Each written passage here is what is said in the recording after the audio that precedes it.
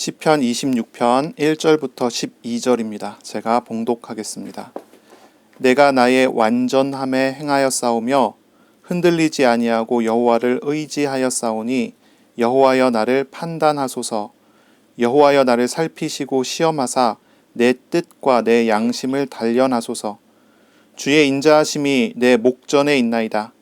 내가 주의 진리 중에 행하여 허망한 사람과 같이 앉지 아니하였사오니 간사한 자와 동행하지도 아니하리이다. 내가 행악자의 집회를 미워하오니 악한 자와 같이 앉지 아니하리이다. 여호와여 내가 무죄함으로 손을 씻고 주의 제단에 두루 다니며 감사의 소리를 들려주고 주의 기이한 모든 일을 말하리이다. 여호와여 내가 주께서 계신 집과 주의 영광이 머무는 곳을 사랑하오니 내 영혼을 죄인과 함께 내 생명을 살인자와 함께 거두지 마소서. 그들의 손에 사악함이 있고 그들의 오른손에 뇌물이 가득하오나 나는 나의 완전함에 행하오리니 나를 속량하시고 내게 은혜를 베푸소서. 내 발이 평탄한 데에 섰사오니 무리 가운데에서 여호와를 송축하리이다. 아멘. 오늘 말씀은 시편 26편 1절부터 12절입니다.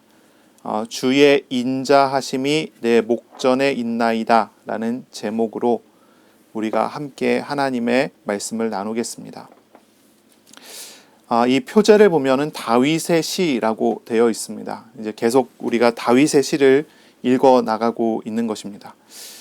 이 시편은 언제 어느 상황에서 기록된 시편인지는 정확히 알 수는 없어요. 하지만 이제 이 시의 내용을 봤을 때 아마 이런 상황에서 부른 시일 것이다 이렇게 추측은 해볼 수가 있죠.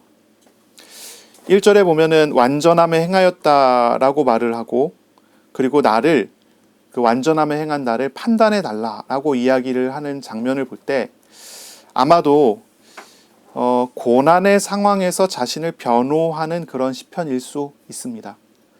그렇지 않다면 이제 6절에 보면은 주의 제단이나 8절에 주께서 계신 집과 주의 영광이 머무는 곳이라는 표현을 볼 때는 아마 성전에 들어가는 자의 노래로 읽을 수도 있을 것입니다. 정확하게 이 시편의 정확한 상황을 우리가 파악할 수 없기 때문에 아마 이럴 것이다라고 추측은 하지만 우리가 확실할 수는 없겠죠. 이것이 확신할 수는 없을 그런 부분일 것입니다. 하지만 이 내용의 상황을 봤을 때 하나님께 요청하는 내용들은 분명한 것이 있습니다. 하나님께 나의 고난을 돌아봐 달라고 하면서 요청하는 모습이나 아니면 성전에 가서 예배드리기 위해서 부르는 모습이나 이 내용은 한결같이 이런 이야기를 합니다. 나의 상황과 나의 처지, 나 자신을 하나님께 판단받기를 원하는 것입니다. 나의 완전함을, 나의 의로움을 판단해 주십시오라고 하는 그런 요청이 여기에 있고요. 또 하나는 그리고 그 모든 판단을 하나님의 인자하심으로 하나님의 사랑으로 은혜로 얻고자 하는 것입니다. 그래서 우리가 오늘 제목에 이제 주의 인자하심이 내 목전에 내 눈앞에 있습니다라고 이야기를 하는데 하나님께서 나를 판단하실 때 하나님의 인자하심을 가지고 나를 판단해 주십시오라는 그런 요청인 것이죠. 그래서 결국은 합당한 기도자, 예배자로 하나님께 나아가는 그런 내용입니다. 이것이 고난 중에 있는 사람의 기도일 수 있고 그렇지 않고 그냥 일상 중에 예배자의 기도일 수 있습니다. 어떤 것이 되었든지 이 시편이 가지고 있는 내용과 목적은 확실하지요. 다윗이 이 기도를 통해서 하나님 앞에 필요로 하고 하나님께 요청하는 것은 사실은 단 한 가지라고 할 수 있습니다. 그것은 하나님의 인자하심으로 하나님의 헤세드의 사랑으로 은혜를 입는 것입니다. 하나님 나에게 이 헤세드의 사랑으로 은혜를 베풀어 주세요라고 하는 것입니다. 이것이 예배자가 또는 이제 고난 중에 기도하는 사람이 하나님께 요청하고 응답받아야 하는 내용일 것입니다. 우리는 하나님께 하나님의 사랑을 요청해야 하는 것입니다. 많은 경우 문제의 해결을 요청을 하지요. 나의 필요를 채워달라고 요청을 합니다. 그리고 어떤 사람의 경우는 필요가 채워졌을 경우 더 이상 하나님께 기도할 필요를 느끼지 않고 기도를 멈추게 되죠. 하나님을 찾는 것이 아니라 어떠한 기도의 응답을 찾는 방식으로 기도하는 그런 모습일 것입니다. 그런데 이 다윗은 어떠한 응답을 찾는 것이 아닙니다. 응답이 와야 되는데 그 응답보다 더 중요한 하나님의 인자하심, 하나님의 사랑을 찾습니다. 그 사랑이 내 눈앞에 왔으니 그것이 나의 것이 되게 해달라고 하는 그러한 기도입니다. 그리고 그런 기도를 통해서 다윗은 하나님을 알아가고 경험해 가는 것이죠. 그리고 제일 마지막 절에 보면 이렇게 표현하죠. 내 발이 평탄한 데 섰사오니 라고 이야기를 합니다. 이 기도하는 장소가 어디인지 잘 몰라요. 어디 깊은 산골이나 아니면 어두운 골짜기일 수도 있습니다. 그것은 평탄한 곳이 아니죠. 그러나 이렇게 기도하게 됐고 하나님의 인자하심으로, 하나님의 사랑으로 자기 자신이 발견되었을 때 기도자는 내가 선 이곳은 평탄한 곳이 되었습니다라고 고백을 하는 것입니다. 우리가 하나님을 바르게 찾고 기도할 때 하나님은 우리를 만나주시고 우리가 서 있는 곳을 평안으로, 안식으로 바꾸어 주시는 것입니다. 시편 23편에 여호와는 나의 목자시니 내가 부족함이 없으리로다 했습니다. 그가 나를 푸른 풀밭에 누이시며 쉴만한 물가로 인도하신다라고 고백을 합니다. 푸른 풀밭과 쉴만한 물가가 어디입니까? 사망의 골짜기일지라도 하나님이 계신 그곳이 푸른 풀밭이 되고 쉴만한 물가가 되는 것입니다. 오늘 이 기도자, 이 다윗은 하나님을 찾습니다. 하나님께 기도합니다. 하나님께로 나아갑니다. 그리고 오직 한 가지를 구합니다. 하나님의 인자하심을 구합니다. 하나님의 진리의 말씀을 구합니다. 그때 다윗은, 이 기도자는 하나님을 알게 되지요. 하나님을 만나게 되지요. 하나님 안에서 새롭게 되는 은혜를 받습니다. 그때 이 사람은 푸른 풀밭 쉴만한 물과 같은 응답을 받는 것입니다. 굉장히 험한 곳일 수 있지만 그곳이 평탄케 하시는 은혜를 경험하게 되는 것입니다. 오늘 우리의 상황에 있어서 만약에 우리가 어떠한 큰 문제를 가지고 하나님 앞에 나올 수 있습니다. 아니면 그냥 그런 것 없이 일상적인 예배로 하나님 앞에 나올 수 있죠. 오늘 우리의 상황에 있어서 우리에게 가장 중요한 구할 것은 바로 이것입니다. 하나님의 인자하심으로 나를 판단해 달라라고 하는 요청입니다.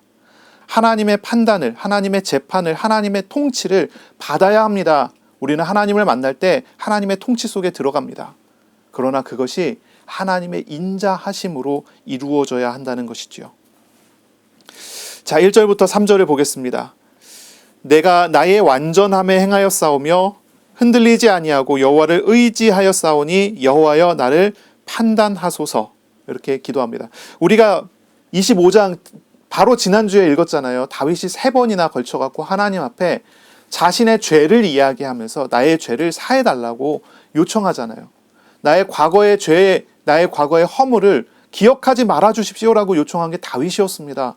그런데 바로 그 다음 장 시편에서 다윗은 나는 완전하게 행했습니다라고 얘기를 해요. 이 완전이라는 단어는 나는 죄에 있어서 완전하다는 거예요. 의롭다라고 하는 것입니다. 나는 무죄하다라고 합니다. 정확하게 표현하죠. 6절에도 이렇게 얘기하죠. 여호와여 내가 무죄함으로 나는 죄가 없습니다 라고 이야기를 해요.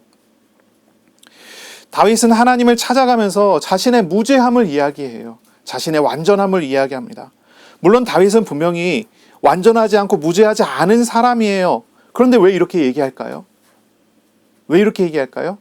하나님의 인자하심이 내 눈앞에 있기 때문에 나는 완전합니다라고 이야기를 하는 거예요. 하나님의 인자하심이 내 눈앞에 있지 않다면 무죄하다고 말을 할 수가 없을 것입니다.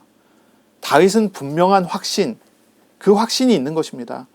나는 완전하지 않지만 나를 완전케 하시는 분을 만났어요. 그래서 구원을 받았습니다. 법적으로 완전함, 법적으로 의롭다고 인정받습니다.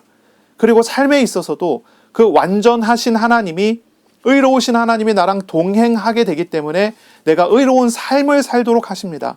그러므로 나는 의롭습니다 라고 하나님을 의지해서 말을 하는 것입니다. 다윗은 하나님의 임재하심을 구합니다. 하나님과 교제하기 원합니다. 하나님의 도우심을 얻기를 원합니다. 다윗은 가장 먼저 자신의 완전함을, 죄에서의 자유를 하나님께 이야기합니다. 왜 이걸 이야기할까요? 이것이 하나님과의 관계에서 가장 중요한 한 가지 부분이기 때문이겠죠. 죄라는 것은 하나님과의 관계를 망가뜨리는 것입니다. 죄는 하나님이 정하신 관역에서 벗어나는 것을 죄라고 그래요. 우상이라는 것이 있죠. 우상은요, 하나님을 떠나서 하나님을 대적하는 것을 우상이라고 합니다. 마음의 죄와 우상을 품고 하나님께 예배한다면 하나님은 그 예배를 받지 않으실 거예요. 다윗은 그러므로 자신의 죄가 하나님의 인자하심으로 덮어졌음을 먼저 이야기하는 거예요. 자신의 우상이 이제 하나님의 그 짊어지심으로 인하여서 그 모든 파괴적인 영향력에서 자기가 자유하게 됐음을 이야기하는 거예요. 나는 하나님께 예배 드릴 수 있는 사람이고 예배자입니다라고 이야기를 하는 거죠. 하나님을 찾는 사람은요, 하나님께 예배하는 사람은요, 먼저 죄의 얽매임에서 우상에서 자유함을 얻어야 돼요. 그것이 가장 기초입니다. 기본입니다. 죄와 우상은 하나님과의 관계를 막는 장벽이라는 것을 우리가 알아야 돼요. 하나님 앞에 나오는데 나는 하나님으로 인하여서 의로움을 입은 사람입니다 라고 하는 믿음이 없이 하나님 앞에 나온다면 그 예배가 바르게 될 수가 없는 것입니다. 죄를 아직도 얽매임을 아직도 가지고 있다면 보아도 보지 못하고 들어도 듣지 못하는 상태가 되어버리는 거예요. 하나님께서는 우리에게 말씀을 하시지만 죄된 생각이, 우상에 사로잡힌 생각이 그것을 듣지 못하게 한단 말이죠. 자신의 의로움과 자신의 공덕에 딱 사로잡혀 있는 사람이라면 똑같습니다. 그 사람도요. 하나님의 음성이 들리지가 않아요. 또 하나의 그것은 우상이죠. 우리가 하나님 앞에 나갈 때는 가장 기본적으로 죄에 대하여 그리고 모든 우상에 대하여 우리 하나님의 은혜를 의지하여 바뀌어진 변화된 생각과 마음을 가지고 나가야 하는 것입니다.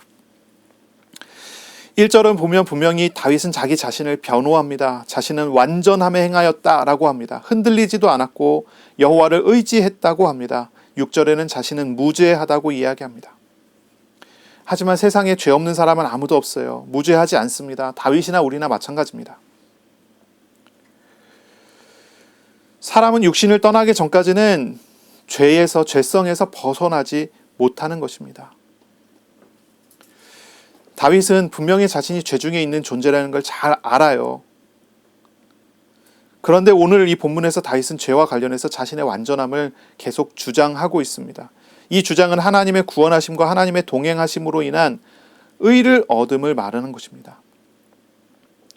다윗은 자신의 흠과 자신의 죄를 짊어지시는 오실 메시아를 믿었어요. 그 자신은 완전할 수 없다는 것을 알지만 자신의 모든 연약함과 죄와 저주와 죽음까지 메시아께서 짊어지심으로 하나님께서 다윗 자신을 율법 앞에 완전한 자로 여겨주시는 것을 믿는 것입니다. 이 믿음이 기초가 되어 하나님 앞에 예배 드리는 거예요. 이 믿음이 기초가 돼서 하나님께로 나아가는 것입니다. 자신의 중보자이신 예수 그리스도, 자신의 중보자이신 메시아가 아니라면 예배 드릴 자격이 없어요. 예배 드릴 수가 없고 예배를 받지도 않으셔요. 그리스도가 없이 하나님 앞에 나가서 하나님 만난다면 그것은 심판대 앞에 서는 것일 뿐이에요. 죄인은 하나님 앞에서 심판을 받을 뿐입니다. 그러나 다윗은 분명하죠.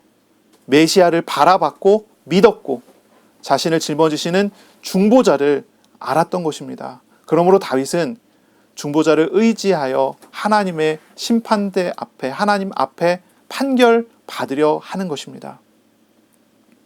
이 완전함이라는 단어를 잘 이해해야 돼요. 완전함이라는 말은 율법을 다 지켜서 행함으로 완전함에 이르렀다는 말이 아닙니다. 자신을 구원하시는 하나님의 사랑을, 하나님의 인자하심을 의지함으로 완전함에 거하게 됐다는 말이에요. 하나님을 의지하며 살기에 완전함에 행하게 되는 것입니다. 이것이 다윗의 하나님 앞에 나아가는 기도입니다. 다윗의 삶을 주도한 것은요, 다윗 자신이 아니었습니다. 다윗의 삶을 주도한 것은 하나님이셨어요. 하나님이 다윗의 삶을 주도하셨습니다. 다윗은 하나님을 따랐어요. 그리고 하나님의 말씀을 따라갔습니다. 하나님께서 다윗을 붙잡아 주시고 하나님께서 다윗과 동행하심으로 다윗은 그 결과 의로운 자의 삶을 살게 된 것입니다. 이것이 원인과 결과입니다.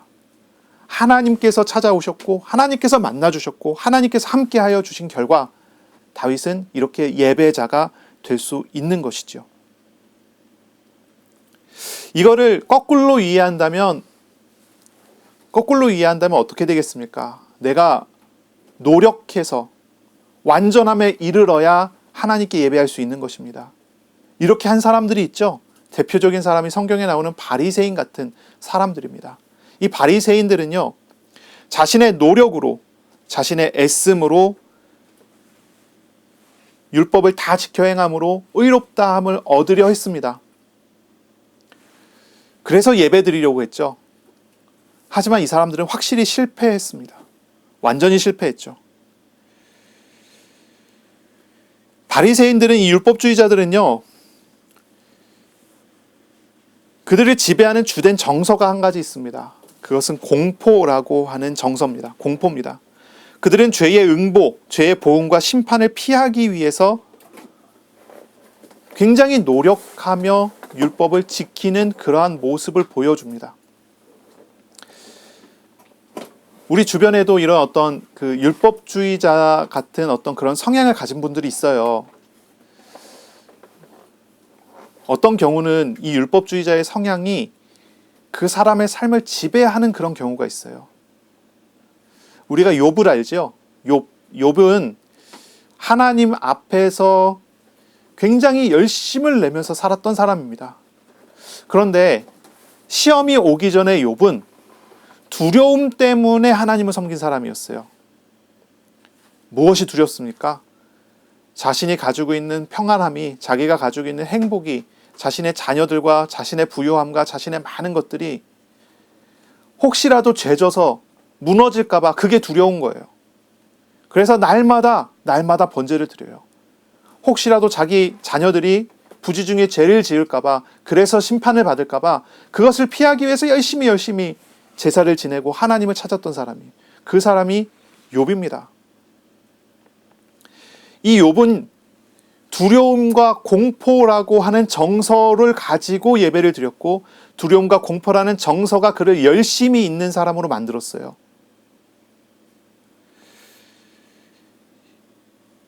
우리 주변에도 그런 사람들이 있어요. 시험이 오면 뭐부터 생각합니까? 아, 내가 무슨 죄를 졌지? 문제가 오면 무슨 생각부터 합니까? 아, 내가 이게 무슨 문제지? 예수님 주변에도 그런 사람들이 있었어요. 질병이 걸린 사람을 보고, 나면서부터 질병이 가지고 있던 사람을 보고 물어봅니다. 저건 저 사람의 죄 때문입니까? 저 사람의 조상의 죄 때문입니까? 뭘 생각하는 거죠? 죄와 심판의 기준에 맞춰서 율법을 지키고 의로운 삶을 살기 위해서 노력하는 그러한 모습과 그러한 삶을 보여주는 거예요. 그때 예수님께서는 그 사람에게 이야기합니다. 저거는 그 사람의 죄도 아니고 그 사람의 조상의 죄도 아니고 무슨 문제라고 그랬죠? 하나님의 영광을 보기 위한 것이다. 그렇죠? 하나님의 관점은 달라요. 예수님의 관점은 달랐어요. 공포와 두려움이 아닙니다. 그런 것이 아닙니다. 하나님의 관점은 하나님의 영광을 나타내는 그러한 질병이고, 하나님의 영광을 나타내는 그러한 시험입니다. 그러한 문제입니다. 우리는 하나님 앞에 나아가야 돼요. 우리는 의로운 삶을 살아야 합니다. 우리는 율법을 지키는 삶을 살아야 합니다. 그러나 율법을 지켜서 의롭게 되기 위한 삶이 아닌 것입니다. 우리의 모든 죄와 고통을 짊어지시고 십자가에 죽으신 예수님, 모든 율법의 의를 다 이루신 예수님을 만나서 믿고 의지하여 주님 안에 사는 것입니다. 우리가 살아가는 방향은, 목적은 거기에 있습니다. 우리는 하나님 앞에서, 세상 앞에서 완전하고 흠없는 삶을 못 살아요. 그런데 하나님께서는 우리를 의인으로 대접해 주십니다. 세상에서도 하나님의 사람으로 응답받도록 하십니다. 하나님은 우리가 잘나서 응답받게 하신 게 아니에요. 하나님의 헤세드의 사랑으로 우리에게 응답을 주시는 거예요. 죄로 인한 문제가 있을 수 있어요. 우리가 야고보서를 봐도 시험은 그 사람의 연약함이, 그 사람의 죄가 가지고 온 문제겠죠. 우리의 죄로 인해서 시험이 올 수 있습니다. 그러나 이것이 죄의 결과라고 해서 죄를 짓지 않기 위해서 노력하는 방향으로 간다면 그건 잘못 가는 것입니다. 우리가 죄로 인한 시험과 문제가 있다 하더라도 그것을 바라볼 때 어떻게 봅니까? 그러한 모든 죄조차 짊어지신 예수님, 그 예수님을 알아가고 그 예수님을 의지하는 삶으로 나아가야 합니다. 우리를 구원하신 하나님을 알아가기 위하여 나아가야 합니다. 그것이 바른 길이고 바른 방향이 되는 거예요. 하나님의 완전함을 의지하는 삶은 스스로의 노력으로 의로움을 얻으려고 하는 그러한 삶이 아닙니다. 하나님께서 부르시고 함께 하시고 인도하시는 하나님의 인도하심을 따라가는 삶입니다. 그런 삶을 우리는 봐야 하는 것입니다. 사도 바울은 확실히 얘기하죠. 로마서 3장 20절에 율법의 행위로 의롭다 하심을 얻을 육체가 없나니 육체는 죄를 깨달음입니다 라고 합니다.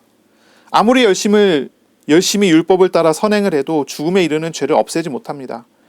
율법은 우리 안에 이르는 죄를 고발하는 도구로 사용될 뿐이지 율법으로는 구원을 이룰 수도 없고 완전함을 행함을 할 수가 없는 것입니다.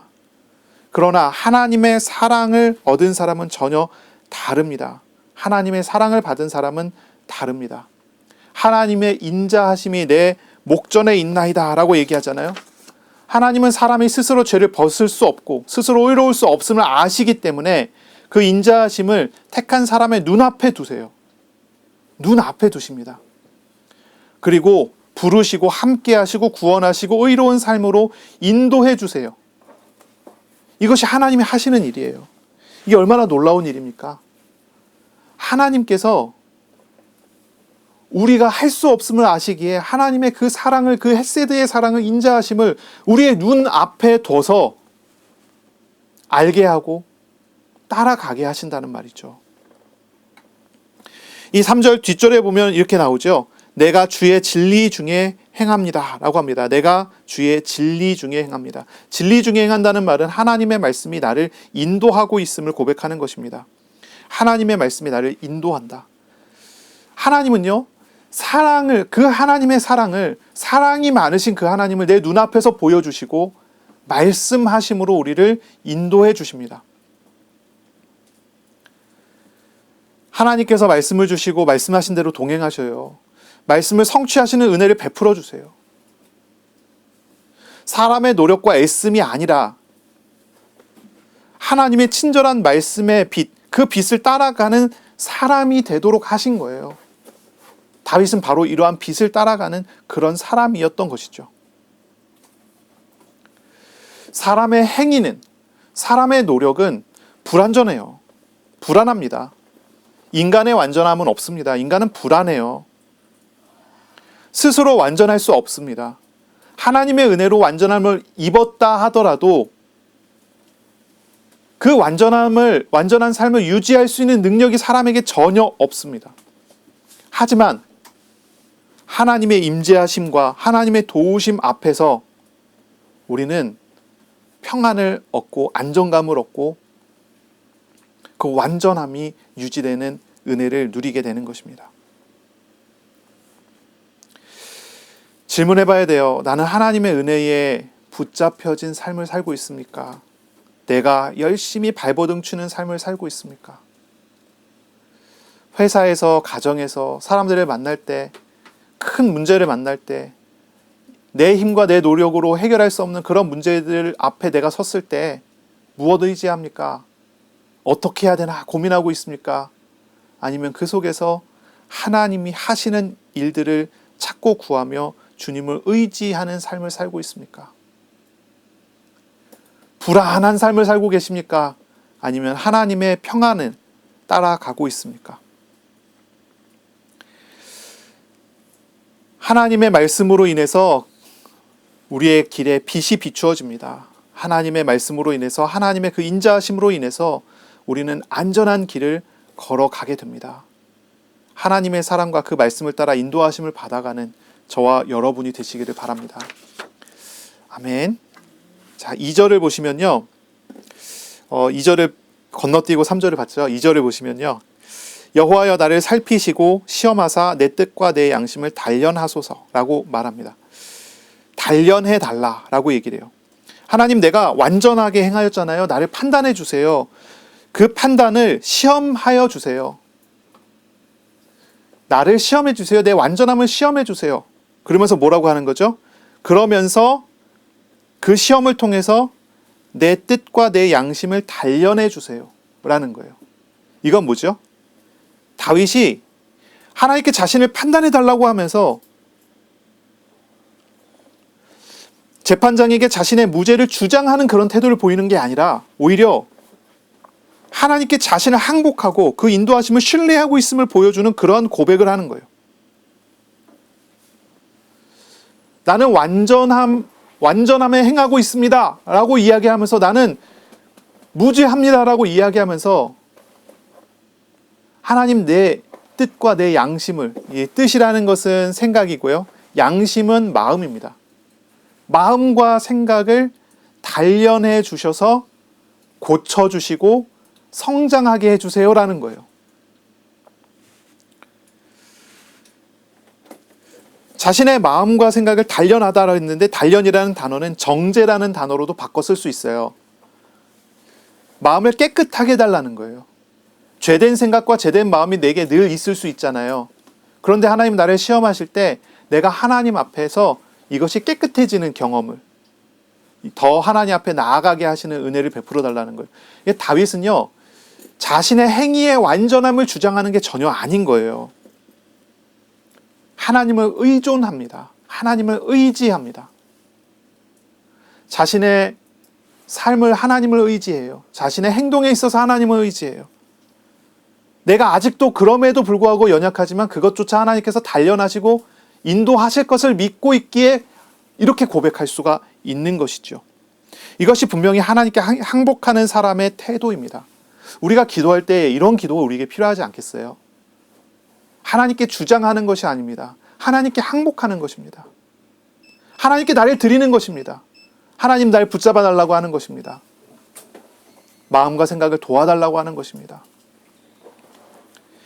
우리에게 있어서 갈등이나 고민이나 시험이나 문제가 생길 때 우리는 어떻게 기도해야 됩니까? 하나님께 아뢰고 하나님께 나를 맡기면 됩니다. 하나님께서 우리의 마음과 생각을 단련해 주실 것입니다. 죄 중에 있는 사람에게, 죄인들에게 있어서 하나님의 판단하심은 심판으로 연결됩니다. 이건 분명하죠. 하지만 하나님의 백성, 예수 그리스도를 영접한 하나님의 백성들에게는 하나님의 판단하심은 어디로 연결됩니까? 심판이 아니라 연단으로 연결이 됩니다. 다윗은 그 자신을 완전하게 하시는 헤세드의 하나님을 믿고 그 하나님께 자신의 마음과 생각에 대한 연단의 과정도 요청하고 있습니다. 하나님의 완전함을 옷을 입고 의로운 삶으로 나아가는 것, 그것은요, 단련의 과정이 꼭 필요합니다. 연습이 필요해요. 우리의 육신이 약하기 때문에, 연약하기 때문에 연습이 필요해요. 요 뒤에 나오는 이제 사람들이 있어요. 4절부터 보면 허망한 사람과 같이 앉지 않고 간사한 사람과 동행하지도 않겠습니다. 내가 행악자의 악한 사람의 집회를 미워하고 악한 자와 같이 앉지도 않겠습니다. 이런 얘기 나오거든요. 우리는요, 허망한 사람들에게 둘러싸여 살아요. 악한 사람들에게 둘러싸여, 위선자들에게 둘러싸여 살고 있는 것이 우리의 삶입니다. 넘어지기 쉬운 육신을 가지고 있어요. 많은 유혹 속에 살고 있고 많은 유혹에 넘어지기 쉽단 말이죠. 그것이 사람이에요. 그것이 우리들입니다. 그렇기 때문에 우리는 하나님의 단련이 꼭 있어야 돼요. 하나님께서 우리를 연단해 주시는 과정이 꼭 필요해요. 이거는 다른 말로 뭐라고 얘기하죠? 성화돼야 된단 말이에요. 거룩하게 되어져 가야 돼요. 날마다 하나님께서 나를, 내 마음과 생각을 구원해 주셔야 돼요. 내 마음이, 내 생각이 어디에 있습니까? 허탄한 데 있을 수 있잖아요. 나도 모르는 사이에 그걸 따라가는 거예요. 나도 모르는 사이에 사악한 사람들의 생각을 동의하고 있단 말이죠. 나도 모르는 사이에 위선을 따라가고 있어요. 그것이 인간이고 그게 사람의 모습이에요. 하나님께로 나아가셔야 됩니다. 다윗같이 기도하세요. 우리의 연약한 마음과 생각이 변화되어 정말로 주님을 닮아가는 그런 삶이 있게 해달라고 기도하셔야 돼요.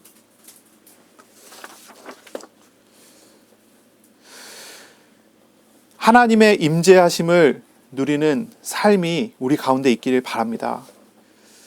하나님의 임재하심을 누리는 삶이에요. 이 기도가 문제 속에서 드려진 기도든, 성전에서 하나님께 예배드리기 위해 나가는 기도든, 이 기도가 이야기하는 것은 분명합니다. 하나님을 찾고 의지하며 주님의 인자하심을 옷 입으라는 것입니다. 4절부터 8절까지 보시면요, 하나님의 임재하심을 누리는 삶을 살기 위해서 다윗이 금지한 것이 있고 또 다윗이 행동한 것이 있습니다. 그것이 이제 4절부터 8절까지 나옵니다. 다윗이 금지한 것은 이것입니다. 헛된 사람과 같이 앉지 않는 것입니다. 위선자들과 동행하지 않는 것입니다. 악인들과 함께 앉지 않는 것입니다. 악인들의 모임을 싫어하는 것입니다. 이것이 다윗이 하나님의 임재하시는 삶을 누리기 위하여 실천한 내용입니다. 성전 앞에서, 하나님의 임재 앞에서 우리가 구해야 될 것 중에 하나가 바로 이런 것입니다. 악에서 떠나는 것입니다. 우상과 악한 생각과 악한 자리와 악한 길에서 떠나는 것입니다. 이 말씀은 시편 1편의 말씀과 같은 말씀이죠. 시편 1편 1절에 분명히 얘기합니다. 복 있는 사람은 어떤 사람입니까? 악인의 꾀를 쫓지 않고 죄인의 길에 서지 않고 오만한 자의 자리에 앉지 않는 것이다 라고 했습니다. 이것은 우리가 이제 설명을 했었잖아요. 악인의 생각은 무엇입니까? 하나님 없는 생각. 그렇죠? 죄인의 길이 무엇입니까? 하나님 없는 길. 오만한 자의 자리에 앉지 않는 것은 무엇입니까? 하나님을 대적하는 자리라고 했습니다. 하나님 없는 생각과 하나님 없는 삶과 하나님 없는 교만의 자리를 끊어버리는 것을 다윗이 실천했다는 말이에요. 이것을 다윗이 실천한 내용이에요. 여기 보시면은 이제 뭐 이런 표현이 나오잖아요. 헛된 사람과 같이 앉는다. 같이 한 자리에 앉는다는 것은 교제한다는 그런 의미예요. 그 자리에 같이 앉았다는 것은 교제한다는 거고요. 위선자들과 동행한다는 것은 그 위선자들과 같은 길을 걸어가고 있다는 얘기고요. 악인들의 모임에 참석해서 악한 사람과 같이 앉는다는 얘기는 그 악한 사람에게 동조하여 그들과 교제한다는 얘기예요. 이 말은요, 친밀한 교제를 의미하는 말들이잖아요. 악한 사람들, 헛된 사람들과의 친밀한 교제하는 것은 그들의 사고방식에 동조한다는 거고 그들의 삶의 방식에 동조한다는 그런 의미예요. 다윗은 바로 이들에게서 구별되는 삶을 살고 있음을 하나님께 기도하고 있는 거예요. 저와 여러분은 어떻게 살고 계십니까? 이 말씀은 뭐 비신자들과 불신자들과 어울리며 살지 말라는 그런 말이 아니에요. 뭐 불신자들과 어울리지 말라, 뭐 불신자들과 함께 같은 자리에 앉지도 마라, 뭐 불신자들하고 같은 방향을 바라보고 같이 사업하지 마라, 이런 얘기가 아니에요. 그렇게 이해한다면 오해한 거예요. 이 말은요, 분명한 의미 있잖아요. 분명한 방향을 이야기하잖아요. 하나님 없는 생각과 하나님 없는 길과 하나님 없는 교만한 하나님을 대적하는 자리에 앉지 않는 것을 이야기를 하는 거예요. 우리들이 비신자들하고 같이 생활할 수 있습니다. 같이 움직일 수 있어요. 같은 방향을 같이 갈 수 있고 같이 사업도 할 수 있고 다른 것을 할 수 있어요. 하지만 그들에게서 삶의 방식을 배워서는 안 돼요. 그들에게 선한 영향력을 끼치는 사람이 돼야 돼요. 이게 더 중요한 것입니다. 유대인들이 자신들은 선민이라고 하면서 이방인들과 전혀 어울리지 않았습니다. 이방인들을 개, 돼지 취급을 했죠. 그들과 같이 교류하지 않았습니다. 자신들이 하고 싶은, 자신들은 거룩하니까 자신들만을 높이기 위해서 그들을 또 밀어내기도 했습니다. 죄인과 함께 있으면 내가 죄에 물들게 되니까 죄인들을 같이 있지 않겠다고 해서 이방인뿐만이 아니라 자기 민족 안에서도 죄인들은 왕따를 시켰어요. 병든 사람들은 하나님께서 죄를 심판하셨다 해서 그 사람들도 왕따를 시켰어요. 그래서 유대인들 안에서는 거룩한 사람들만 남게 되겠죠? 그런데 그 거룩한 사람들이 거룩한 사람들입니까? 예수님께서는 그들을 위선자라고 부르셨어요. 죄인들을 왕따시키면서 자기 속에 있는 죄는 감추고 있고 자신들은 거룩한 척하면서 자기 속에 있는 죄에 대해서는 입을 다물고 있는 것입니다. 그들은 위선자죠. 그들이 악한 사람들입니다. 예수님은 오셔서 죄인들에게 찾아가셨어요. 이방인과 함께 하셨어요. 병든 사람과 동행하셨어요. 죄인과 세리와 함께 앉아 잔치를 벌이셨어요. 예수님은 죄에 물드는 것이 아니라 그들에게 하나님의 생명을 가르쳐줬고 그들을 회개하게 했고 그들을 하나님의 백성 되게 만드셨어요. 우리가 세상에 살아갈 때 어떻게 살아갑니까? 누구를 만나서 살아갑니까? 우리는 이것을 잘 생각해 봐야 돼요. 그들에게서 영적인 영향을 받아서 하나님 없는 삶을 배우는 것은 금지해야 합니다. 이건 분명히 금지해야 돼요. 반대로 그들에게 우리가 선한 영향력을 끼침으로 하나님과 함께하는 삶을 드러내고 하나님의 살아계심을 나타내고 예수를 믿을 수 있도록 우리가 그들에게 영향을 끼치고 도와야 하는 것입니다. 자, 다윗이 배운 것이 있습니다. 하나님과 임재하심을 누리는 삶을 살기 위해서 다윗이 실천한 것이 있습니다. 그것이 6절부터 8절입니다. 여호와여 내가 무죄함으로 손을 씻고 주의 제단에 두루 다니며 이렇게 합니다. 내가 무죄함으로 손을 씻는다 라고 했는데 이거는 뭘 이야기하죠? 성전에 들어갔을 때 물두멍에 가서 손을 씻는 걸 이야기합니다. 이거는 죄를 씻는다는 의미예요. 죄를 씻는다는 상징입니다. 무죄하기 때문에 손을 씻고 손을 씻으면 무죄하게 됩니다. 하나님 앞에 회개하는 걸 이야기를 하죠. 다윗은 손을 씻기 원했습니다. 하나님 앞에서 실천하는 것입니다. 손을 씻습니다. 마음을 씻어버립니다. 이것을 실천하는 거예요. 회개하는 기도, 그리고 회개의 행동을 합니다. 그리고 주의 제단에 두루 다니며 라고 합니다. 제단에 두루 다닌다고 하는 말은 하나님의 식탁에 함께 한다라고 하는 의미로 우리가 또 이해를 할 수가 있겠어요. 하나님과 교제합니다. 하나님과 교제해요. 악한 자와 함께 앉지 않았지만 다윗은 하나님과 함께 앉습니다. 하나님의 제단에 섭니다. 그리고 감사의 소리를 들려줍니다. 그리고 주의 기이한 일을 말합니다. 예배하고 또한 간증하며 하나님을 증거합니다. 다윗은 바로 이러한 삶을 사는 거죠. 하나님의 임재하심을 누리는 삶, 이 삶을 우리는 배워야 합니다. 손을 씻고 마음을 씻고 그리고 하나님 앞에 매일 무릎 꿇는 삶, 예배하는 삶입니다. 하나님께로 나아가는 삶입니다. 또한 우리와 함께 하시는 하나님이 우리의 삶에 증거되어지도록 하는 그런 삶을 사는 것입니다. 이것이 다윗이 실천한 것이죠. 9절부터 11절을 보시면 이 9절부터 11절은 이제 다윗이 요청한 기도의 내용입니다. 지금까지는 하나님, 내가 하나님 앞에 이렇게 나왔습니다. 이렇게 이제 이야기하는 거예요. 하나님, 내가 하나님의 은혜 앞에 나왔습니다. 내가 지금까지 이렇게 안 했고 이거 했습니다. 이러면서 이제 얘기를 했단 말이죠. 이제 기도합니다.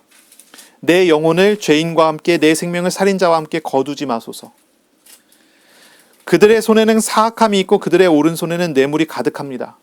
하지만 나는 나의 완전함에 행하겠습니다. 그래서 나를 속량하시고 나를 구원하시고 나에게 은혜를 베풀어 주십시오. 이게 다윗의 기도예요. 지금까지 한참 이야기해놓고서 다시 이야기하기를 뭐라고 하냐면, 하나님, 나를 저 죄인들이나 살인자처럼 취급하지 말아주세요. 죄인을 심판하고 살인자를 심판하듯이 나를 그렇게 심판하지 말아주세요. 그들은 심판받을 만한 사람입니다. 그런데 나는 하나님의 도우심으로 완전함에 행하는 사람 아닙니까?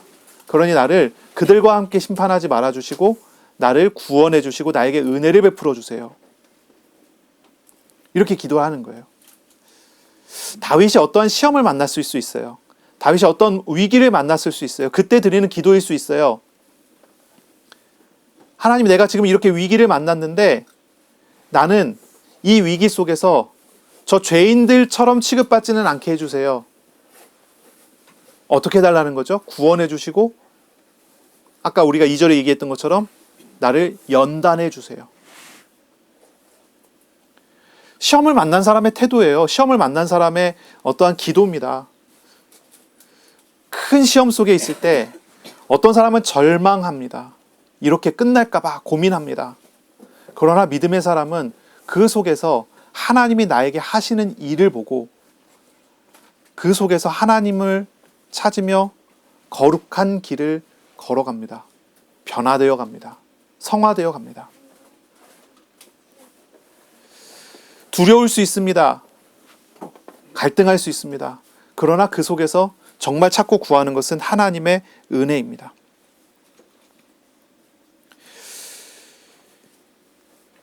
이것이 다윗이 하나님께 드린 기도인 거죠. 이것이 만약에 이렇게 일상 중에 드려지는, 성전에서 드려지는 기도라 해도 이건 마찬가지의 의미라고 할 수가 있겠습니다. 우리는 매일매일의 시험과 매일매일의 갈등 속에 살잖아요. 그 속에서 우리가 정말로 구해야 될 것은 무엇입니까? 내가 누군지를 바로 알고 그리고 하나님 앞에 거룩함으로 나아가는 그것이 우리에게 필요한 것입니다. 12절의 말씀입니다. 내 발이 평탄한 데에 섰사오니 무리 가운데에서 여호와를 송축하리이다 라고 합니다. 하나님을 찾는 사람에게 하나님의 임재하심과 다스리심은 평안을 줍니다. 평안을 줘요. 20편에 기도하는 배경을 우리는 사실 잘 몰라요. 그냥 일상 중에 성전에서의 기도일 수도 있고 아니면 정말 매우 어려운 상황, 죽음의 위기 속에서 드리는 기도일 수도 있어요. 하지만 어느 상황이든지 이 기도자는, 이 예배자는 하나님의 임재하심을 경험하며 평탄함을 누립니다. 평탄합니다. 큰 갈등하고 고민하고 있을 때, 그런 중에 예배할 때, 하나님께 예배할 때, 절망 속에서 고통 속에서 예배할 때 하나님께서 임재하시고 위로하시는 걸 경험해 보신 적이 있습니까? 그런 때는 모든 상황은 다 그대로지만 정말 큰 평안을 그 속에서 경험하게 되지 않습니까? 모든 상황이 다 그대로이고 어려움과 위험과 절망스러운 현실은 그대로이지만 그러나 하나님이 나와 함께 하시는 그 하나만으로도 나의 삶이 평탄해지지 않습니까? 주님께서 일하실 것이기 때문에, 주님께서 보장하시는 은혜 속에 서기 때문이죠. 다윗은 환난과 고난이 있어도, 높은 산이나 깊은 골짜기, 광야 같은 곳에 있어도, 고난을 당하고 있어도 하나님과 동행하면 그것이 평탄한 곳이 됨을 알았습니다. 하지만 반대로 생각해 보세요. 정말 평안해 보이는 사람들이 있습니다. 악한 사람들이 선 장소가 평안해 보일 수 있습니다. 그러나 그것은 평안한 곳이 아닙니다. 넘어지기 아주 쉬운 장소예요.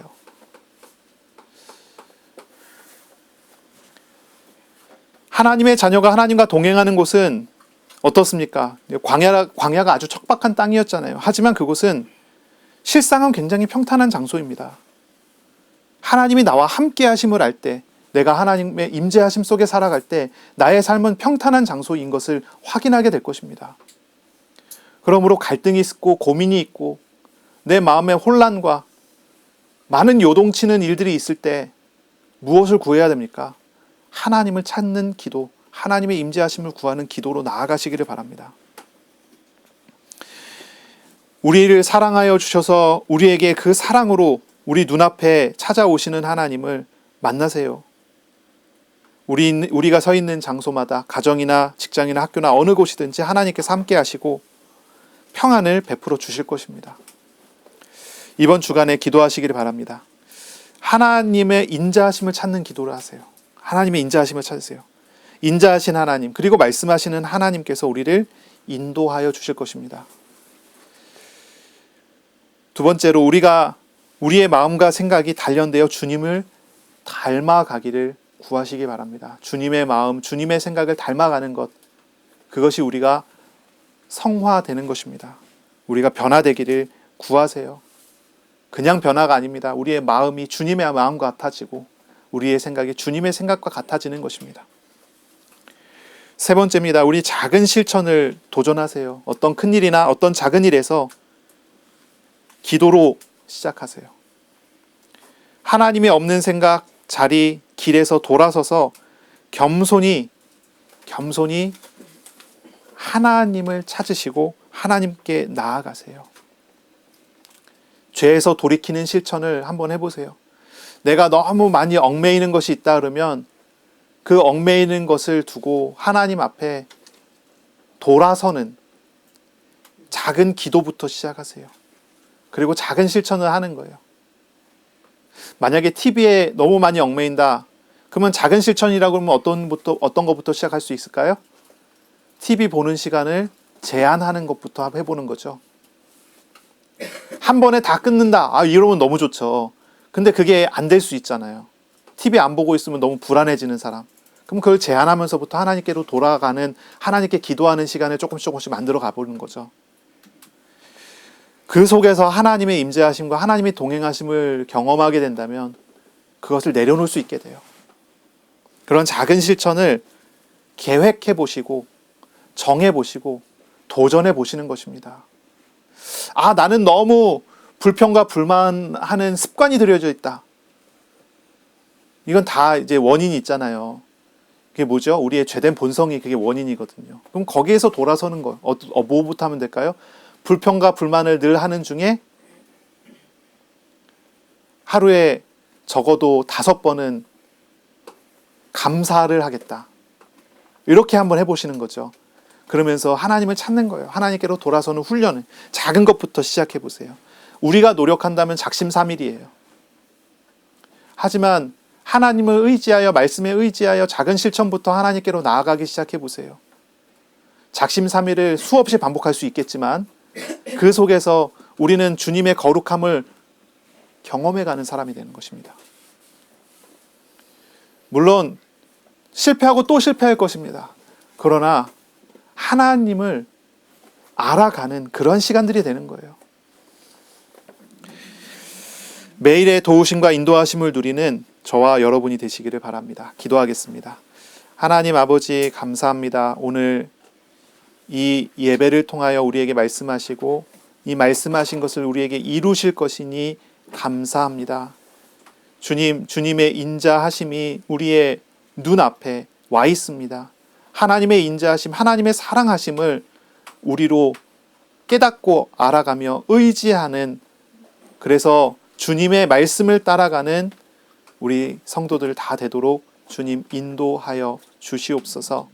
모든 죄와 우상에게서 돌이키며 모든 하나님 없는 생각을 버리며 온전히 주님께로 나아가는 이번 주간이 되기를 소원합니다. 감사하며 예수님의 이름으로 기도합니다. 아멘. 우리 구주 예수 그리스도의 은혜와 하나님의 사랑하심과 성령님의 교통하심이 이제로 영원까지 항상 함께 있을지어다. 아멘.